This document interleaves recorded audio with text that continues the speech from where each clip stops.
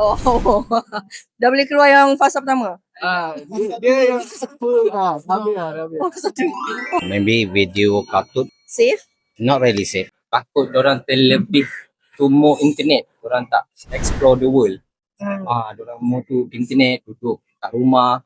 Depend kartun tu macam mana lah. Kalau Dia boleh jadi macam nanti budak tu introvert, social anxiety kan. Dia macam Pendapat saya sama juga kot. Tak bagus lah. Tak bagus lah. Akses internet pun boleh, tapi perlukan masa yang untuk internet dan pelajaran. screen timing tu salah satu daripada usaha yang bagus. Bila daripada 12 tahun ke bawah ni sebenarnya tu bukan waktu yang sesuai untuk diberi akses pada internet tau. Waktu umur saya sendiri pun bawah 12 tahun pun tak ada lagi nak akses pergi ke internet apa. Masih lagi macam apa kanak-kanak ria.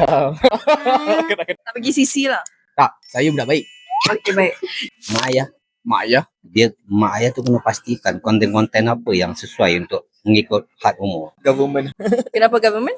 So benda tu pun macam dia boleh control untuk, contoh kalau di TikTok pun dia nak buat untuk atas 18 tahun pun dia orang boleh buat. Guru hanya bantu lah. Guru hanya membantu dari segi mendidik lah kan?